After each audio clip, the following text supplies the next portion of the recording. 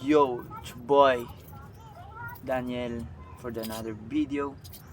Karon atong istoryahan ng about aning watch.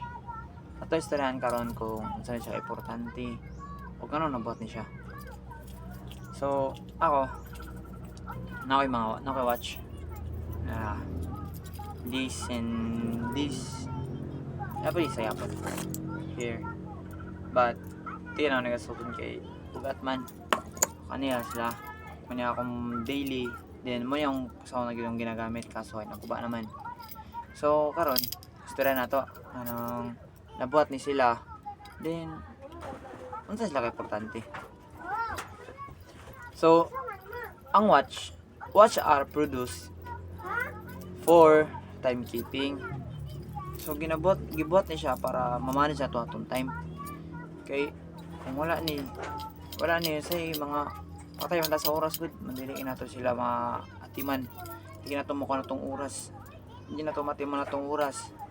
Like patay kita sa oras bitaw. So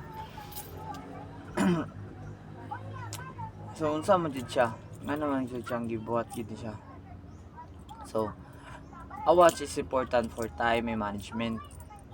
So may importante gini siya. Tapos tsara po na siya pang style gini. Mas bagay siya sa style bitaw. Dali ra man siya mas style.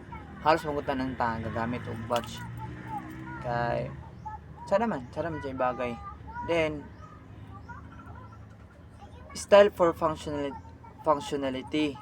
It helps you stay organized. So tsada siya presentable ka suoton mit tsada presentable ka lang taon pag nakasuot kag watch. Halos kita ng tao gasuot og watch, babae man lalaki. Then some watch is kadako gyapon ng value. Dagan watch nga mahal like mabot na niyo mga like millions, billions mabot na ni ang watch na ni. So kita kani sa tanani sa taka. Mora may ma-afford na to pero bisa kung sa panakama, bisa kung sa na mahal ba na barato. Basta kay bagay sa imo or ganahan ka. Okay ra gyapon na. Then sa kaon nga panahon, daga ra upgrade na uban watch nga daga na matrack like GPS, like health tracking. Imong ang GPS like di na kailangan cellphone nga magamit para para matrack nimo ang masa ka padulong. Pwede na ka mo gamit og watch na nasa watch. Then health tracking. Matrack niya ang imong health. Iyang maatiman, iyang mo wala kay ko kabalo pero like mo tingog pag imong na siya makita sa imong health nga dili maayo. So that's all. Thank you guys. Kita-kita ta sa sunod video. Peace yo.